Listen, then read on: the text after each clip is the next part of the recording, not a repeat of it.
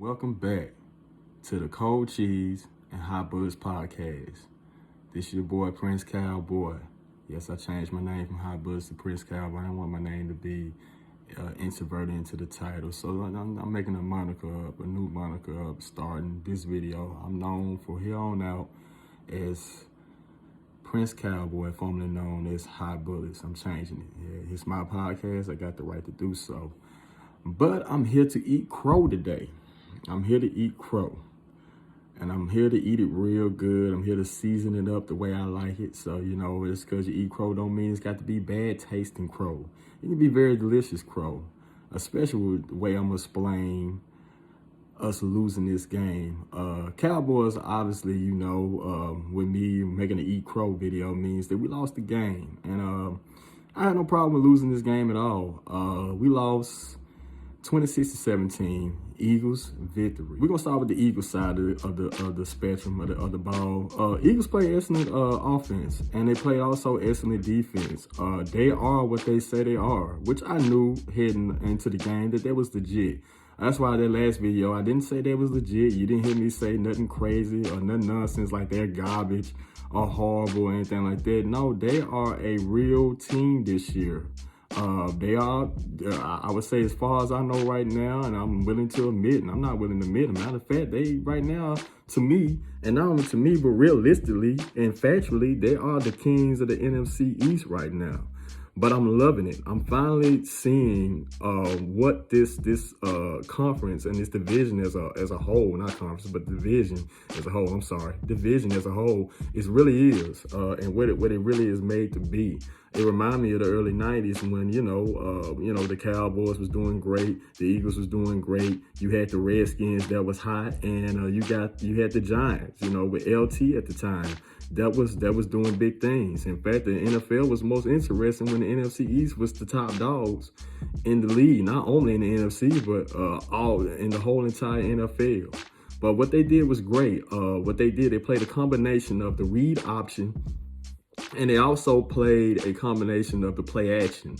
Read option is mainly played in the college ranks. You used to see it all over the college football. Like you watch college football Saturday night, you see the quarterbacks, clapping twice for signaling for the ball to get hiked, or sometimes they clap once to signal they receiver to move into motion behind the offensive line, or they clap twice to let the center know that I want the ball to be hiked. They played a strong dose of read action. Then when they got comfortable with the read action, they went with play action, and that was very smart. It was smart that they went read action, because what the read action does is it makes the defense hesitate a half a steps or a half a second delay, because they trying to determine whether the ball is going to be into the quarterback's hands or the running back's hands. And the whole key of the reaction is basically it's the play action on steroids, basically meaning that if you got the personnel and the players to play reaction and the speed, it can reign supreme over a defense like ours. Basically, they did it perfectly, and they mixed it up very well. And then when they got comfortable with the read action, then they did the play action with their running backs from behind behind the point, kind of like in an I formation. And then basically they can Jalen Hurts has the option to hand it out to the running back as he running back from behind the quarterback to get the football to run through the line or run around the line or whatever they wanted to do. And then he can either pull out, keep the ball, throw it downfield, or he can run. And with Jalen Hurts having that amazing speed with his legs and great foot coordination, he can go past us and get 9 to 10 and big chunks of yards every time. He did that perfectly. In fact, this is the first game that they really did that with. In fact, one thing I got to give Philadelphia credit was they changed their offense all the way around. I mean, they gave us reads that we didn't see before in this season. And with this Philadelphia Eagles team, they didn't give us the usual rundown. They did give us a usual rundown based on the run, like them running it down their throats, because they're a very similar team than us. The Eagles is not really that much better, but they're good enough, and they got enough speed on that offensive line to make things happen. And if they catch you slipping, you pay big. And that's what happened. They called us slipping and they paid big. On the defensive side of the Eagles was a high-flying, hard-hitting defense and a no-holds-barred defense that made us work for everything, which that's cool because Dallas is used to working for everything this season. We had the ball, slanted behind us or against us ever since we lost that game against the Bucks early in the season, week 1, when we lost 3-19. So we already had that underdog feel to ourselves. So it kind of played into our advantage. But at the end of the day, after you do so much of it on a regular basis and on a more effective basis, it tends to wear down an offense. And the simple fact that they knew that we had a backup quarterback, and this is what I got to give Coach Sirianni, the Italian stallion. Coach Sirianni, he held that grudge that he had from last year when we gave him that good spanking last year. He held that grudge, encapsulated that grudge, and he displayed it last night on that game, rightfully so, as you should. This game, I already had respect for Philly, but it gave me a whole new respect for Philly or whatnot. Because I felt we was going to win this game, but I didn't think we was going to blow them out or nothing like that. I thought we was going to either win by a touchdown or a field goal or something like that. I didn't say we was going to blow them out, but I feel like we had enough talent to get them, even with our backup, to get them with at least seven points. And I knew whoever is the first to get to 24 or 20 points period was going to win the game. And whoever scored first. Well, they scored first and they got to 20 first. Rightfully so. And that's what won the game. I mean, they was relentless and they was heartless. And I'm talking about their coach Sirianni was like a mob boss, man. He was dropping hits and plays on us left and right or whatnot. So we got to give credit to Sirianni. We got to give credit to Jalen Hurts. We got to give credit to the running backs. I'm sorry, I don't know all their names or whatnot on the team. We got to give credit to that defense. We got to give credit to Devontae Smith. We got to give credit to A.J. Brown. A.J. Brown is one of them Dez Bryant type of receivers where when he catch the ball, you're going to have to tackle him. And he reminded me of a lot of Dez Bryant. When every time Dez Bryant used to catch that ball, he would get them yak yards. He used to take 5 guys to tackle that man. A.J. Brown is solid. I seen him play with the Titans. And I used to watch him every Sunday because, I'm down here in Nashville. And, you're going to see the Titans every Sunday. And big ups to the Titans. They ain't doing so great this year, but, they doing what they can. But anyway, A.J. Brown was the type of, receiver that you really had to tackle that man to get him down. And it took a lot out of our defense just tackling A.J. Brown. And he's great with them one-step, stutter-step moves that can get him at least 5 extra yards out the catch. He's a yacker. And when I say a yacker, he's a receiver that can get yards out the catch or whatnot. So big ups to Philly. I salute to y'all. I would say fry, Eagles, fry. But since we got beat by y'all, fly, Eagles, fly. I'm not going to do that little corny wing wave y'all be doing. I'm not going to do that because I'm not an Eagles fan. That's only for Eagles fans only. I can't do it. If I do it, I throw up. You see throw up all over the camera. So I'm not going to do that. Now let's get to the Cowboys side. Let me start with the Cowboys side saying this. I'm going to say I'm proud of my Cowboys. With us coming into this game with just a backup quarterback, and we still had key players, the stars and everything.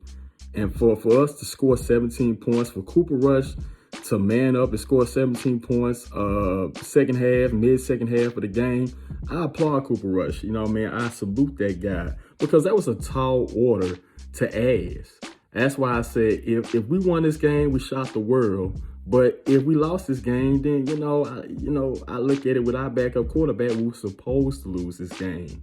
We almost, we threw a couple of pieces of dynamite to almost blow the spot. But, the dynamite boom wasn't enough to collapse the Eagles' empire. And, we stayed at it. And one thing I can say about our loss is that we didn't give up. We fought to the very end. And that's my biggest thing. I love winning. But I don't mind losing if my team fights to the very end. I want them to fight till there's no more time on the clock. You fight until there's no more time to fight. And I would give you that. And I give big ups to McCarthy for kind of putting that in us, because in the past days of Jason Garrett and them recent teams we had before we had Mike McCarthy, we would just give up. I know, and a lot of people like to say bad things about Mike McCarthy, but I think he's doing a great job coaching his team. Now, I didn't like the penalties that we got. A lot of these penalties was tedious, and we could have avoided, but I'm going to let it slide because it's a very emotional rival game against the Eagles, because the Eagles is the only really competitive team that really can keep up with the Cowboys. And I'll take that back. The Eagles and the Giants, because the Giants right now are stepping their game up. And who knows, even though we got the Giants the second time, we got the Commanders the second time, we got the Eagles the second time, who knows that we're going to beat the Giants the second time around, which I think we can because of their quarterback, Daniel Jones. You put enough pressure on him, he gives presents or whatnot. And that used to be the case for Jalen Hurts last year, but that's not the case. This man's really stepped his game up. It's more than just him having A.J. Brown, and people want to give Jalen Hurts his credit for stepping his game up through A.J. Brown. No, he's a much better quarterback. I got to give it to him after seeing that game. But back to the Cowboys, on the Cowboys side or whatnot, the offense was stagnant the first half because we had a backup quarterback, and it was a tall glass to ask for a backup quarterback to do. But I'm proud on how he was able to take 3-20, which that was the lead, and he brought us all the way back to within 3. That's amazing for a backup quarterback. And I'm gonna be honest with you. Even though we lost this game with Cooper Rush, I'm proud to have him as my backup. Now, let me address this whole thing real quick between Dak and Cooper Rush. A lot of people wanted to put Cooper Rush and crown him as the starter over Dak. And that's the thing. When I watched that game last night, it was a lot of plays that I said Dak would have did better on that. Dak would have made that pass. Dak would have extended that play a little longer to make it last and make it work for us. Cooper Rush wasn't able to do that because of his inexperience of not being a starter. But he's a solid backup, and I'm not gonna knock him, and I'm not gonna dump on him because he's a Cowboy. He got that star. He got the star on the side of his helmet, so I'm gonna be there for him. But he's not Dak Prescott. He's not a starter. He's a backup, and I respect him for what he did as a backup. And then the games we won with him was just simply because of the special teams, which you've seen with the Rams game. The special teams showed up and helped us get that first touchdown with the Rams. And then the defense. You got to have a good special teams in the defense to support a backup like Cooper Rush. But we did okay. We did pretty good on the offensive side. Zeke stepped up and did his thing. Very disappointed with Gallup and our number one receiver, CD Lamb. Very disappointed in them. They didn't show up. Big ups to Jake Ferguson and Peyton Hendershot. Them two guys showed up and showed out for us or whatnot. So big ups to them. If you want to drink a glass of cold improvement water for the Cowboys, you toast a glass to them two guys or whatnot. Big ups to them for showing up at the right time when we needed a play. We needed a shimmer of hope so it wouldn't be as bad as the first week. But at the end of the day, I'm proud of my Cowboys. We fought to the very end. We did our thing. The defense could have did better or whatnot.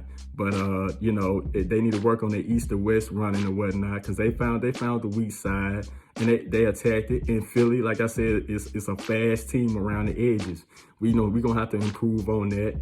We're going to need to get rid of Leighton Vander Esch because we got enough players. We don't need him no more. We need to trim that fat. We also need to trim Dalton Schultz. Ferguson and Hendershot shoulders, and we don't need Dalton Schultz. Right now, he's on a franchise tag right now for $11 million. Hell, we could split that in half and get more production with them two guys more than anything or whatnot. But at the end of the day, our season's not over with. Our hardest part of the season has passed now.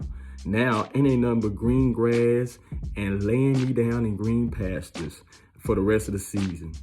We got Detroit, We got the Vikings. We got the Bears coming up or whatnot. I think we got Detroit and the Bears before the before the what's the break? I forget what you call the break. But we got them two before our bye week. We got them two for our bye week. We're gonna win them 2 games, which will bring us up to 6-2. And then, we got the Packers. Now, I would say this, and even though this is my partner's team, if the Packers keep on showing up with that BS, we're gonna get them. But I will say this about Aaron Rodgers: he's impeccable in November, so you can't count him out yet. Because in November, Aaron Rodgers is much different than September and October Aaron Rodgers. So I'm expecting him to get back up. But if he don't fix them problems, he's going to be another victim of the Cowboys. And that's a warning to my co-partner, that Big Reese, that co-hosts this podcast for me. But we'll see when we get to that week. I'm not going to talk too soon. We're just going to deal with Detroit. Detroit, at the beginning of the season, I think had the #1 offense in the league. I think they done went down about 10 notches since then. But I think we can handle Detroit because you put pressure on Goff or whatnot, which he's a lesser version of the quarterback that the LA Rams got now, their former quarterback. If we put pressure, he gives or whatnot. I think our offense is going to do great. I think Zeke is going to probably have his first 100-yard game, or our backup Pollard's gonna have his 100-yard game, or they both have 100 yards apiece. So I think it's gonna be 200 yards or 150 yards rushing in that game. I think we're gonna bounce back, and I think we're gonna take grudges on every team after this one.